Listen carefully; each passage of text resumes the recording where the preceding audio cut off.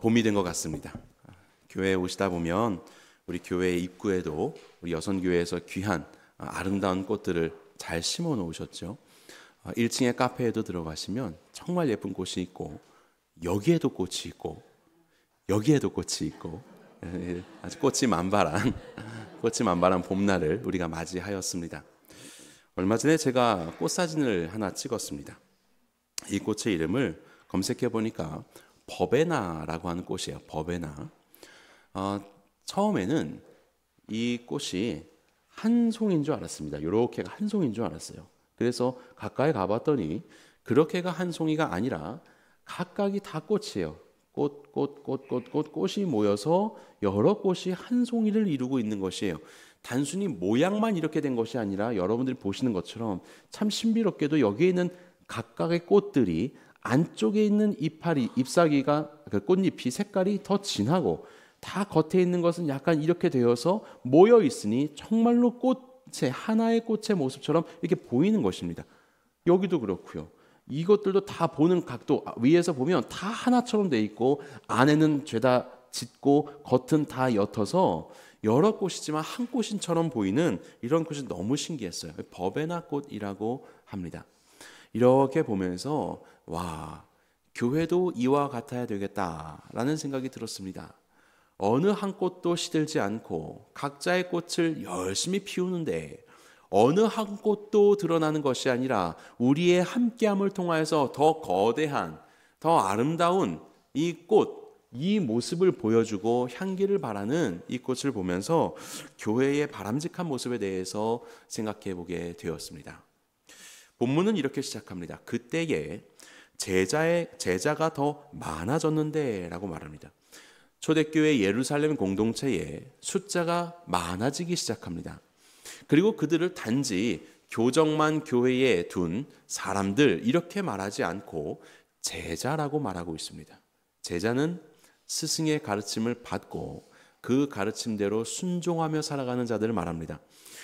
이 예루살렘 공동체는 예수님의 말씀을 배우고 예수님의 말씀에 순종하는 사람들, 그들은 모두 다 제자들이었다는 것을 우리는 보게 되는 거예요. 단순히 왔다 갔다의 사람들을 성도라 하지 않고 그들은 그들의 삶을 예수님과 함께 하기로 결단하고 그렇게 사는 자들이었다라고 우리에게 보여주고 있습니다. 자, 그런데 이런 예루살렘 공동체에 갈등이 시작됩니다. 어떤 갈등인고 하니, 헬라파 유대인들이 자기의 과부들이 매일의 구제에 빠짐으로 히브리파 사람을 원망하였다. 헬라파 유대인과 히브리파 유대인들이 등장하기 시작합니다.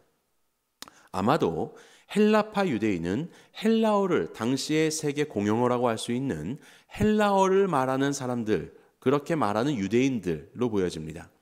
아마도 이들은 유대인들이 오랫동안 살고 있었던 이 팔레스타인 땅을 벗어나서 저 아래 애굽이나 북아프리카나 아니면 위에 소아시아 이런 곳으로 흩어져서 살면서 헬라어를 주로 생활하며 사용했었던 유대인들을 말하고 있습니다. 그리고 한쪽에 등장하는 히브리파 유대인들은 팔레스타인 땅에서 오래도록 살아가면서 그들의 언어인 히브리어, 당시에는 히브리어와 굉장히 유사한 아람어를 사용했는데 이 아람어를 생활의 용어로 사용하고 있었던 유대인들이 있었습니다. 이렇게 교회 안에 두 부류의 유대인들이 있었습니다. 그러면 이 헬라파 유대인들이, 그 흩어져 있었던 유대인들이 어찌된 영문인지 이 예루살렘으로 와 있는가? 아마도 그들의 삶을 이제 나이가 들어서 마무리할 때쯤 되었을 때 고국으로 돌아오는 그런 헬라파 유대인들이 많았다고 합니다. 그래서 예루살렘으로 들어온 거예요. 이들은 살았었던 지역이 달랐었죠. 아마 문화도 달랐을 것입니다. 쓰는 말이 다른 것처럼 그들의 생활의 모습들도 달랐을 거예요. 심지어는 예루살렘에 와서 함께 신앙생활을 하지만 그들이 예배를 드리는 회당도 구별되어 있었습니다. 헬라파 유대인들은 헬라어로 진행하는 회당에 있었고, 히브리파 유대인들은 히브리어로 진행하는 회당을 다녔습니다. 함께 있었지만 갈라져 있었던 그들의 모습이 이 당시의 예루살렘 공동체의 모습이었습니다. 바로 그런 것 속에서 어찌된 영문인지 헬라파 유대인들의 과부들이 구제를 받는 것에서 누락되기 시작했습니다. 유대인들은 예로부터 우리 하나님 말씀에도 써 있는 것처럼 그들의 소유의 일부를 드리고 그것들을 가지고 고아나 과부나 거류민들을 도울 수 있는 그런 시스템을 마련해 놓았죠. 그렇게 어려운 자들을 돕도록 하나님의 말씀도 율법도 그렇게 규정해 놨습니다. 그런데 오랫동안 그 외지에서 살다가 돌아온 이 헬라파 유대인들, 특별히 이 과부들은 아마도 경제적인 생활을 하기가 참 어려웠겠죠. 들어와서 이제 그의 노년을 살아가고 있는데 어찌된 영문인지 자꾸 그 구제 명단에서 빠지는 거예요. 교회 공동체가 서로 나누는 그 십시일반을 통해서 살아가야 하는데 자꾸 명단에서 빠지는 겁니다. 말이 통해서, 안 통해서 그들의 형편을 제대로 증거하지 못해서 빠지는 것인가 알 수는 없습니다. 어쨌든 계속해서 그들은 이런 경제적으로 소외되고 그러다 보니까 마음으로도 소외되는 그런 지경에 이르게 되었습니다. 자, 여기에 대해서 우리는 두 가지를 한번 살펴보려고 합니다. 첫 번째는 바로 거룩한 결핍입니다. 왜 이런 결핍이 발생되었는가? 저는 거기에 우리의 한번 마음을 두었으면 좋겠습니다. 원래 이렇게 구제하는 일들은 사도 공동체가 했었어요. 12사도가 바나바, 아나니아와 삽비라 자기의 소유를 팔아서 그것을 사도들의 발 앞에 두었습니다. 그럼 그것들을 가져다가 사도들이 필요에 따라서 나누어 줬습니다. 구제 사역은 사도들이 했습니다. 그런데 사람들이 많아져서인가요? 왜 이렇게 빠뜨리기 시작했던가? 우리가 생각할 때 이런 그림 그려볼 수 있지 않을까요? 사도들은 어떤 존재입니까? 성령 충만한 자들이었습니다. 성령이 충만하여서 하나님의 말씀을 전할 때 몇 천 단위로 하나님 앞에 회개하며 나오는 이런 역사를 이뤄내는 통로였습니다. 사도들은 각종 기적들도 행하였습니다. 그래서 성경 말씀 읽다 보면 베드로가 지나갈 때 그의 그림자라도 스쳐 지나가기를 바라는 마음으로 각종 병자들을 데려다가 침대에 눕히고 요를 깔아서 베드로 지나갈 때 옆에 좀 있어 보려고, 그림자라도 지나가게 해서 치유받으려고, 많은 사람들이 귀신 들린 자를 데리고 오고 병자를 데리고 왔을 때 그들이 다 치유를 경험하게 되는 그런 일들이 있었다고 성경은 말하고 있습니다.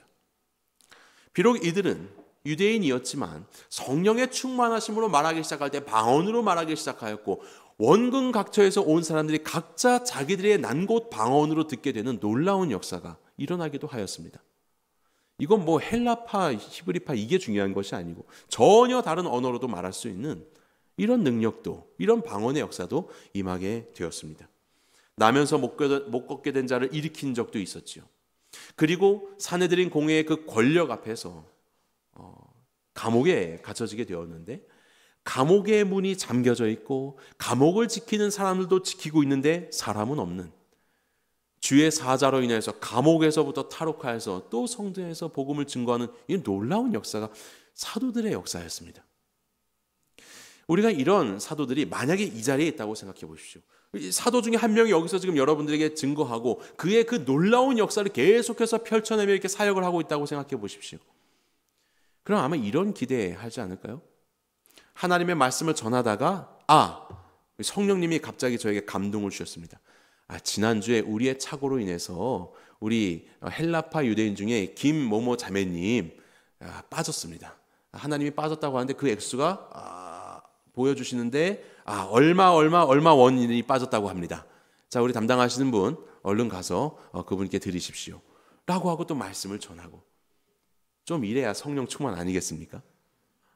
다 알고 다 반응하여서 능히 할 수 있는 거예요. 그런데 하나님은 그렇게 하지 않으십니다. 심지어는 원망이 생길 정도로 지속적으로 정기적으로 계속해서 결핍이 발생되게 하십니다. 사도들이 성령 충만하지 않아서인가요? 사도들이 은혜가 없어서인가요? 양떼들에게 관심이 없어서입니까? 그렇지 않습니다. 그들은 완전한 모습으로 그렇게 이 사명을 감당했었던 자들 아니었습니까? 그런데 왜 이런 결핍이 계속해서 발생되고 있는 것입니까? 그리고 나서 이제 일꾼들을 뽑는데 그 일꾼들을 뽑히게 되는 자격을 한번 살펴봅시다. 자, 3절 보시면, 형제들아 너희 가운데 성령과 지혜가 충만하여 칭찬받는 사람 7을 택하라. 자, 성령 충만, 지혜 충만, 그래서 사람들로부터 칭찬받는 자. 5절 보시면 온 무리가 이 말을 기뻐하여 믿음과 성령이 충만한 사람이라고 합니다. 믿음도 충만합니다. 그리고 8절 보시게 되면 은혜가 충만하고 권능이, 그러니까 큰 기사와 표적이 따르는 그런 사람들을 이들은 뽑았습니다. 이 기준은 사도들하고 똑같은 것 아닌가요? 사도들도 성령 지혜 칭찬받고 믿음 충만하고 은혜 있고 권능 있는 자들 아닙니까? 사도들이 못하는 일을 위해서 뽑았는데 왜 사도들하고 똑같은 사람을 뽑습니까? 아니, 여기에서는 좀 엑셀 할 줄 아는 사람, 이게 또 구제 사역이다 보니까 혹시라도 시험 들지 않도록 어느 정도 좀 재정적인 백그라운드가 있어서 착복하지 않을 사람, 좀 돈 계산에 밝은 사람, 뭐 이런 사람 뽑아야 되는 건 아닙니까? 왜 일꾼들 7을 뽑았는데도 그 기준이 성령 충만, 제자들하고 사도들하고 똑같습니까? 우리는 이것을 보면서 문제는 성령 충만이 아니었다, 이것이 아닙니다. 이들은 여전히 성령 충만했고 이들은 계속해서 주님의 은혜와 놀라운 이적 가운데 사역을 하고 있었습니다. 그런데 자꾸 결핍이 발생하고 있는 것이에요. 우리는 여기서 하나님의 뜻을 발견할 수 있습니다. 하나님은요, 함께 하도록 하는 것을 원하셨습니다. 같이 하는 것을 원하셨던 거예요. 어떤 소수의 사람들이 무한대의 성령의 능력을 가지고 일하는 것이 아니라, 그래서 성령의 어떤 능력의 결핍으로 인하여서 그것이 놓쳐지는 것이 아니라 일부러 하나님께서는 그런 일들 속에서 함께 하기를 원하셨던 것이죠. 우리는 이것을 성경 곳곳에서 찾아볼 수 있습니다. 능력만은 어떤 누군가에게 집중되는 것이 아니라 늘 함께 할 수 있도록, 심지어는 하나님도 세상을 지으시고 세상을 다스리시는 일에 당신이 다 하지 않으시고 아담과 하와를 지으시고 그들에게 생육하여 번성하고 땅에 충만하라고, 땅을 다스리라고 명령하셨죠. 왜 당신이 하지 않으시고 당신이 더 잘할 수 있으면서 왜 맡기시나요? 함께 하는 것이에요. 그것이 바로 주님의 일입니다. 하나님의 뜻을 가지고 이 땅에 오신 예수님께서 주님의 일들을 그렇게 감당하시고 이제는 승천하시며 성령 하나님께서 그 일을 또 계속해서 이루어지게 하시고, 그리고 성령님이 하시는 것이 아니라 이 땅에 교회를 세우시고 교회를 통하여서 일하게 하시고 12 사도를 세우셔서 일하게 하시고 이제는 일꾼들을 세우셔서 일하게 하시고, 그것이 계속해서 다른 이들에게 맡겨지고 감당하면서 주님의 일들을 함께 감당하게 되는 이 일들로 하나님은 당신의 공동체를 만들어 가시는 것이에요. 성령 충만했었던 제자들에게 성령의 능력이 한계가 있어서 이런 결핍이 발생한 것이 아니라 하나님께서 당신의 뜻을 이루기 위해 거룩한 결핍을 허용하셨던 것이지요. 그리고 모든 일들을 함께 하셨습니다. 함께하게 하셨습니다. 성령님께서 성령의 충만한 일꾼들과 함께 하나님의 일들을 하셨던 것이죠. 완벽한 리더는 없습니다. 아무리 성령 충만해도 그는 완벽하지 않습니다. 오늘날 이렇게 교회들의 모습을 보면 특정 목회자나 어떤 사람들, 그들의 삶 속에서 어떤 기적이나 이적이 베풀어지고 좀 더 뭔가 성령 충만한 것 같은 그런 것들이 확인될 때 거의 하나님처럼 떠받들기도 하죠. 그가 모든 것들을 다 가지고, 전권을 가지고 그의 명령이면 무조건 순종해야 되는 것처럼 모든 것을 다 알고 모든 것을 다 계획하고 할 수 있는 그런 어떤 완벽한 사람처럼 그렇게 특정인들을 생각하는 경향이 우리 안에 있지 않습니까? 그렇지 않습니다. 아무리 성령 충만해도 부족한 부분이 분명히 발생합니다. 왜요? 하나님이 그렇게 만드시기 때문에 그렇습니다. 어느 누구도 홀로 서는 것이 아닙니다. 함께 설 수 있도록 하나님은 그분의 공동체를 만들어 가시는 분이세요. 교회도 마찬가지입니다. 교회도 어느 한 교회가 완벽해서 우뚝 서는, 그렇지 않습니다. 교회도 연약한 부분들이 있습니다. 어떤 분들이 이런 이야기 많이 하던데요. 이름만 대면 알만한 큰 교회의 권사님들은 동네에 있는 작은 교회, 삼각교회에 있는 교회와 목회자를 무시한다. 이런 이야기 많이 듣거든요. 참 저렇게 영적인 능력이 없어갖고 이렇게 지질이 궁상맞게 저러고 있냐. 나는 어느 교회 권사예요.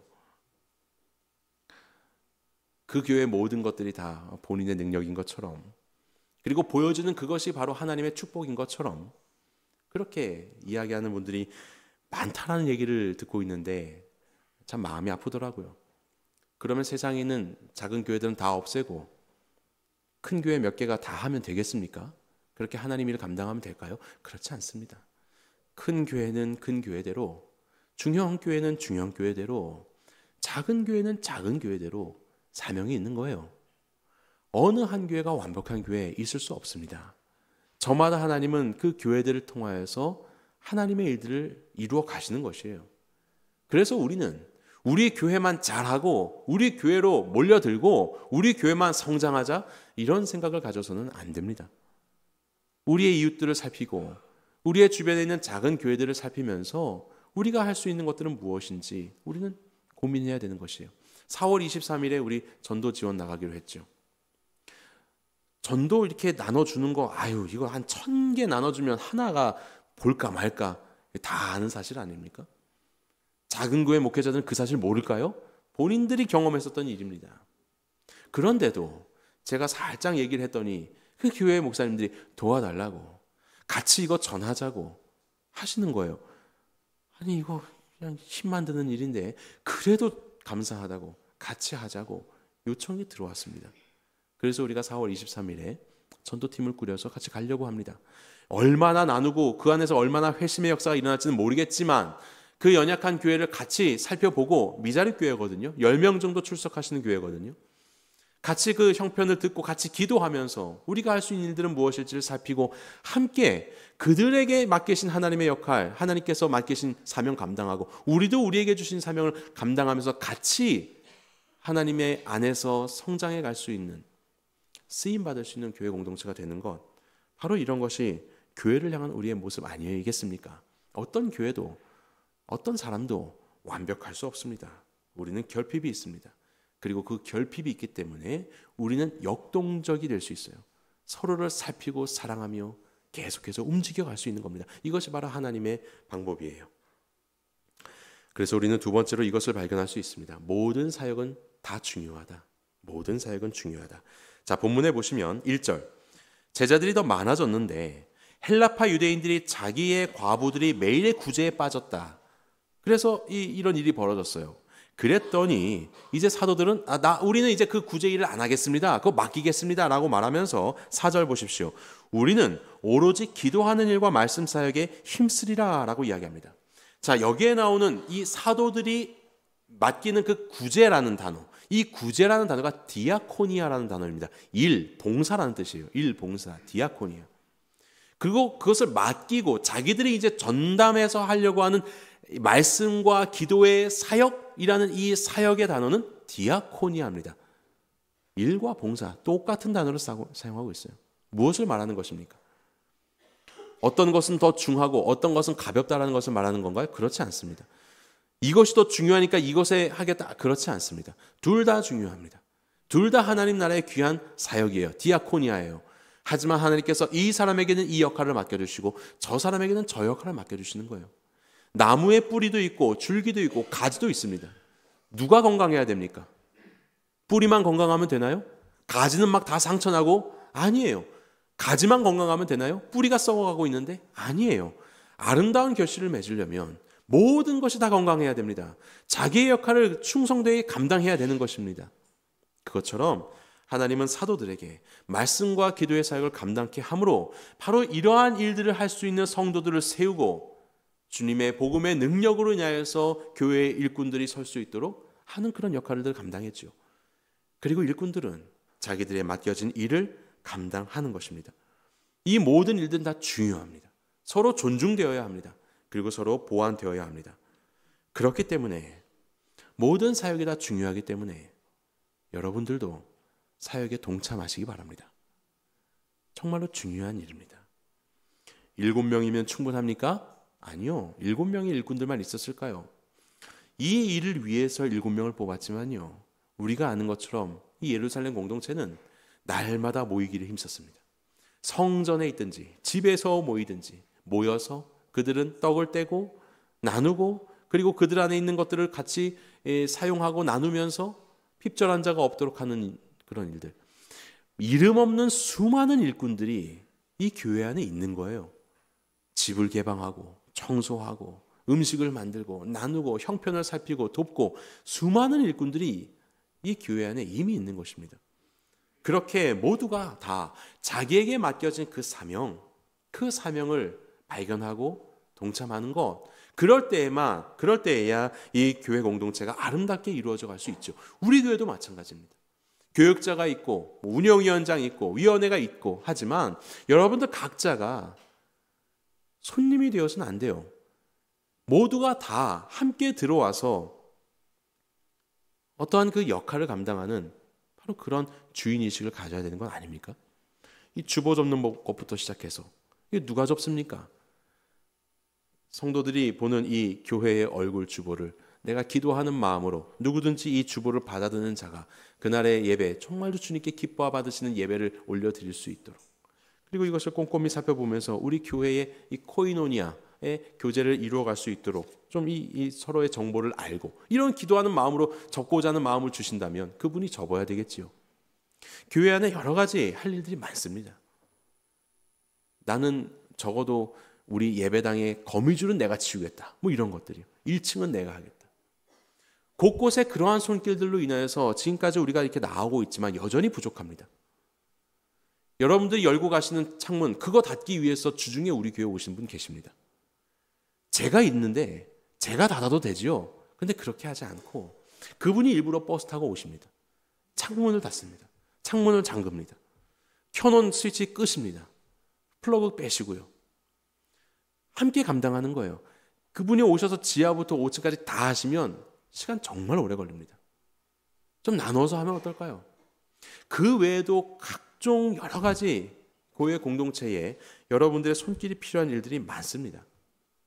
교회가 대형화돼 가면서 대부분의 성도들이 손님이 되어가고 있죠. 고객, 파레토의 법칙이라고요. 대부분의 사람들은 다 고객이고 소수만 일하고, 그래서 그런 대형화되는 교회에서 이 수많은 고객들을 감동시키기 위해서 나머지 일하는 사람들이 온갖 화려한 것들로 하나님과 상관없이 고객 감동을 위해서 일하고 있는 그런 교회들이 얼마나 많습니까? 우리는 사역에 동참해야 됩니다. 작은 것이라도요. 기도하면서 여러분들의 마음 가운데 주시는 감동에 따라 지원하시고 그리고 함께 해주시기 바랍니다. 다 소중한 일입니다. 두 번째로 우리가 살펴볼 것은 거룩한 열심입니다. 자, 본문의 5절을 보시면 온 무리가 이 말을 기뻐하여 믿음과 성령에 충만한 사람, 그래서 세웠습니다. 그리고 6절 보시면 사도들 앞에 세우니 사도들이 기도하고 그들에게 안수하니라 합니다. 자, 안수를 왜 할까요? 이 일을 감당할 수 있는 능력을 주시도록? 그렇지 않습니다. 이미 이 일꾼들은 성령과 지혜가 충만하고 칭찬 듣는 사람이고 이미 그 은혜와 그리고 이적이 따르고 있는 그런 존재들이 이미 갖춰져 있습니다. 이미 그들을 온 무리들이 세워서 안수합니다. 사도들이 안수함으로 질서를 세우는 것이에요. 내가 능력이 있으니까 내가 할 거야? 아니에요. 능력이 있지만 이미 그 능력이 있지만 그들 중에서 특별히 공동체 안에서 함께 세워서 그들에게 권한을 위임하고 그들이 그것을 책임을 가지고 충성스럽게 감당할 수 있도록 세워주는 것입니다. 질서를 잡는 것입니다. 7명만 일했을까요? 아니요. 10명, 20명, 100명 다 성령 충만한 사람들이 이 예루살렘 공동체에는 많았을 겁니다. 그럼 나는 내 멋대로 일하겠다? 그렇지 않습니다. 할 수 있으니까 그냥 아니요. 교회는 질서가 필요한 것이에요. 그 다양한 일들 속에서 함께 논의하고 함께 협의하며 하나님의 그 질서의 일들을 이루어 가시는 것입니다. 할 수 있다고 하는 것이 아닙니다. 그것이 바로 초대교회 우리에게 보여주는 모습이지요. 그렇게 사역을 위임합니다. 그리고 그 일들을 위임받은 자로서 충성스럽게 감당합니다. 그리고 그것을 온 공동체가 그것을 함께 지켜보고 그들을 지지하며 위하여서 기도해 주는 것이죠. 여러분들 엘리베이터 타게 되면 우리 교회에 그 직분자들이 있습니다. 그거 보시면서 무엇 하십니까? 기도하셔야 합니다. 이 한 명 한 명이 일을 감당하시도록. 혹 내가 여기에서 할 일은 없을까요? 그러면 또 문의하시고 들어오시는 것이죠. 그러면서 그들에서 또 기도해 주시는 것이죠. 우리가 세운 질서와 그 안에서 충성도의 사명을 감당할 수 있도록 그렇게 우리는 모두가 함께 마음을 모아야 할 것입니다. 그리고 이들이 했었던 구제의 일이나 이들이 했었던 말씀과 기도의 사역들이 하나님이 보시기에 모두 다 중요한 일이라고 한다면 여러분들이 담당하고 있는 바로 그 일들을 정말로 충성스럽게 하셔야 합니다. 다시 말하면 지금 이 강단에서 말씀을 전하고 있는 제가 말씀을 연구하고 증거하는 일에 소홀히 한다고 생각해 보십시오. 대충 하는 것입니다. 그러면 어떻게 되겠습니까? 점점 공동체가 병들어 가겠죠. 그렇게 되지 않겠습니까? 그처럼 여러분들이 일하고 있는 바로 그 부서에서, 그 사역에서, 그 내용에서 여러분들이 바로 이러한 마음을 가지고 충성스럽게 감당하지 않고 있다면 바로 거기에서부터 교회는 병들어가기 시작할 것입니다. 말들이 나오기 시작하겠죠. 그리고 거기에서부터 마음이 어려워지기 시작하고 교회가 흔들리기 시작하는 것입니다.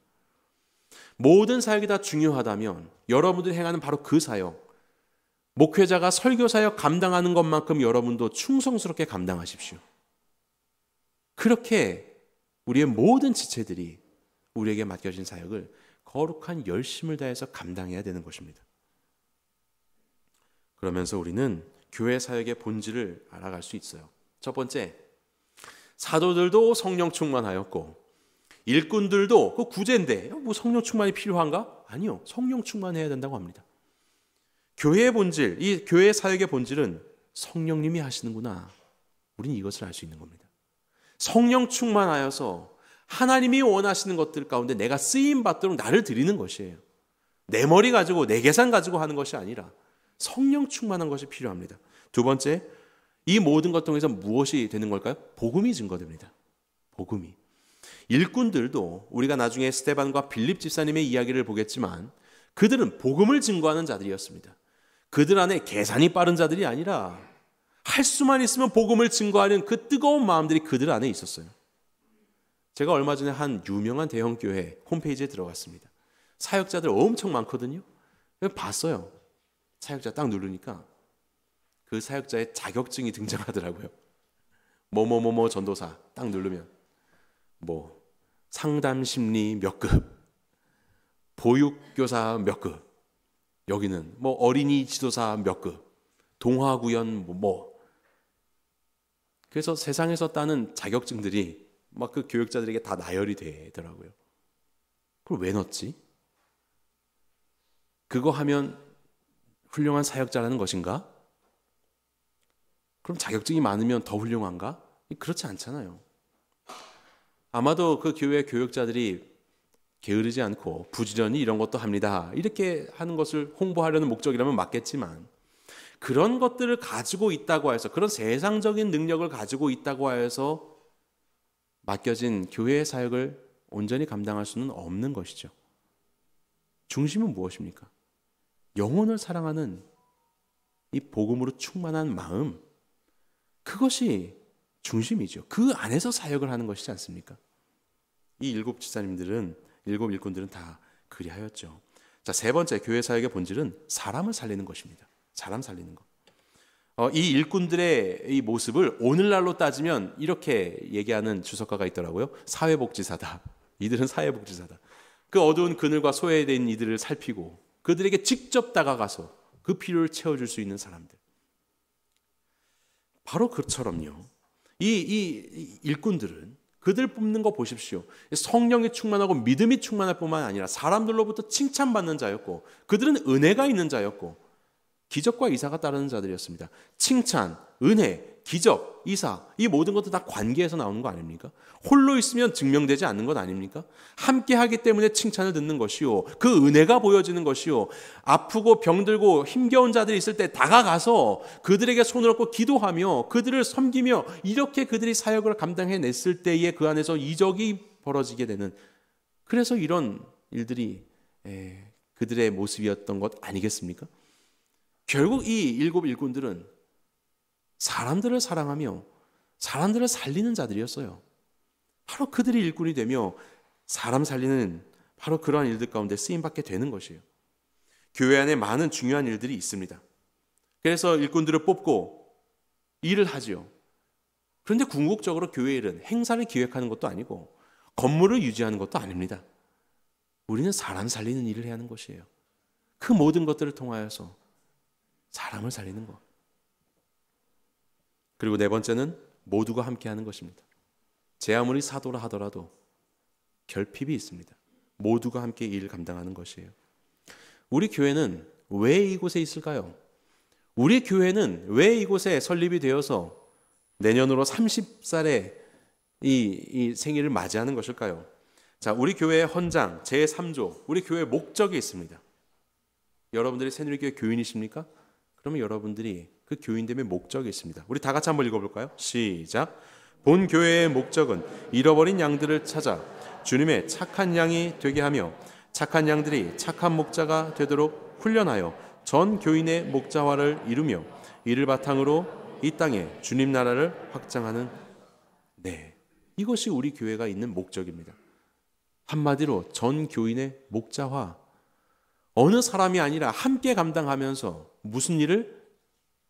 그 많은 일들을 통하여서 결국 사람을 살리는 것, 양들을 살리는 것, 양들을 배부르게 하고 그들로 또 목자가 되게 하고, 이 일을 위해서 우리 교회는 존재하는 것입니다. 우리 교회 건물이 아름답게 리모델링 되고 지어져 가고, 최근에 방수공사도 했지만 물도 안 새고 또 사람들이 몰려오고, 그래서 와 괜찮다, 행사할 때마다 뭔가 좀 그럴듯하게 하고, 이런 것은 하나도 중요한 건 아닙니다. 우리 안에 목자가 세워져야 돼요. 목자. 사람을 사랑하고 그 사람을 살릴 수 있는 목자. 그거 아니면 우리 교회 해산돼야 됩니다. 아무 의미가 없는 거예요. 그냥 다른 교회로 가야 되는 거예요. 단순히 목자 대학을 하고 성경 공부한다고 해서, 많이 가르치고 배우는 거 좋아한다고 해서 우리 교회가 잘 서는 거 아닙니다. 그것이 중요한 건 아닙니다. 우리는 목자를 길러야 하고 목자가 되어야 합니다. 전 교인이. 그것이 이 초대교회를 통해서도 우리가 살펴보게 되는 교회의 모습 아니겠습니까? 교회를 섬기는 일꾼되라고 말씀드린 건 아닙니다. 이러한 일꾼 되셔서 여러분들의 삶의 자리에 돌아가셔서 정말로 목자로서 살아가십시오. 가정과 직장과 여러분들의 이웃관계를 통하여서요. 그 목자를 길러내는 것. 우리는 그 일을 잘 감당하고 있습니까? 여러분들 그렇게 목자의 마음을 가지고 우리 교회의 일원으로서 살아가고 계십니까? 오늘 본문의 마지막 7절을 한 목소리 읽어보겠습니다. 시작. 하나님의 말씀이 점점 왕성하여 예루살렘에 있는 제자의 수가 더 심히 많아지고 허다한 제사장의 무리도 이 도에 복종하니라. 하나님의 말씀이 왕성하여졌다. 이 아욱사노, 왕성하다. 다른 곳에는 흥왕하다라고 표현되어 있고 우리는 이것을 번성하다라고 번역을 했습니다. 이것은 사도행전에 3번 등장합니다. 적당한 거리를 띄엄띄엄해서 흥왕하다, 왕성하다가 이렇게 띄엄띄엄해서 총 3번 등장합니다. 어떠한 순간 속에서 그 여러 가지 일들 속에서 그것을 우리가 감당해 내가고 있는데, 마치 거대한 강물이 쭉 흘러가는 것처럼 이런 속에서 하나님의 역사는 이렇게 흘러가고 있어 라고 보여주는 것처럼 기술되어 있습니다. 하나님의 말씀이 점점 왕성하여 믿는 자의 수가 더 많아지더라. 또 나중에 보면 하나님의 말씀이 흥왕하여, 하나님의 말씀이 흥왕하여, 이 아욱사노, 번성하다가 나오거든요. 번성하는 게 무엇입니까? 나무 하나가 혼자 100m 자라면 번성입니까? 그렇지 않습니다. 100m까지 자라지 않아도 옆에 있는 나무들이 계속 생겨나면서 숲을 이룰 때 우리는 것을 번성함이라고 이야기하죠. 그것이 흥왕함입니다.